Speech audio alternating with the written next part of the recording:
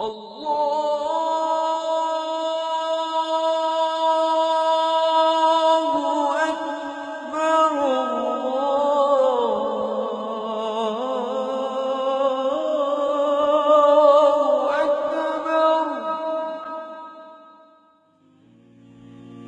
বিয়ের অনুষ্ঠান করি, আপনারা আপনাদের পরিবারকে পরামর্শ দিবেন যেন সামর্থ্যের বাইরে গিয়ে বিশাল জাঁকজমকপূর্ণ আয়োজন না করেন।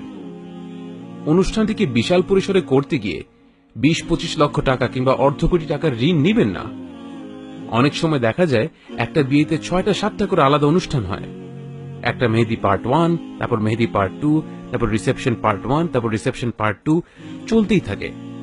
উদ্দেশ্যটা কি? আমাদের বিয়ে হতে হবে অন্য সবার থেকে বেশি জাঁকজমকপূর্ণ। উনি এভাবে অনুষ্ঠান করেছে, আমরাও যদি এভাবে অনুষ্ঠান না করি তাহলে আমরা সমাজে মুখ দেখাবো কি করে? চাচা কি বলবে, দাদি কি বলবে, আরেকজন কি বলবে, এটাকে আমরা এত বড় করে দেখি যে একটা নবদম্পতির জীবন শুরুই হয় ঋণের এক প্রকাণ্ড বোঝা নিয়ে। আপনারা কি জানেন, বিয়ে ভেঙে যাওয়ার মূল কারণগুলোর একটি হচ্ছে আর্থিক সংকট। আর আমরা স্বেচ্ছায় নিজেদেরকে এ ধরনের আর্থিক সংকটের দিকে ঠেলে দিচ্ছি। কেন? কারণ লোকে কি বলবে। আপনার ওপরে আসলে এই বোঝাটা চাপিয়ে দিল কে? অথচ আল্লাহ রসুল সাল্লাল্লাহু আলাইহি ওয়াসাল্লামের সুন্নতের দিকে তাকালে আমরা দেখব সবকিছু কতটা সহজ। আমার একজন ভালো বন্ধু হলেন মেহেদি ইমাম ঈসা। তো আমি একদিন মসজিদে আসরের পর মাগরিবের জন্য অপেক্ষা করছিলাম। এমন সময় একটা লোক এসে বলল, শেখ আমি বিয়ে করব। শেখ বলল ঠিক আছে। সে বলল আমি কি মাগরিবের পরে আসবো? উনি বলল ঠিক আছে। আমি অবাক হয়ে সব দেখতে থাকলাম।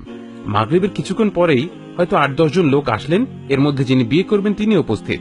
ওনার গায়ের কাপড়টাতে রক্ত মাখা ছিল। কারণ কি? সেই দিন রাতে যে বিয়ের খাওয়া দাওয়া হবে সেই পশুটিকে তিনি নিজ হাতে জবাই করেছেন।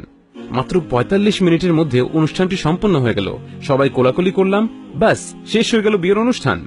চিন্তা করুন কতটা সহজ আমাদের ধর্ম, আর কত সুন্দর একবার ভাবুন। আসলে আমরা নিজেরাই নিজেদের জন্য সবকিছু জটিল করে তুলেছি, আর অশান্তি ও যন্ত্রণাদায়ক সমস্যাগুলো আমাদের উপর আমরাই ডেকে এনেছি। লক্ষ্য করে দেখুন, এ ধরনের লোক দেখানো বিয়েতে কতগুলো ঝগড়া হয়, কতজন কুৎসিত সব মন্তব্য করে বসেন।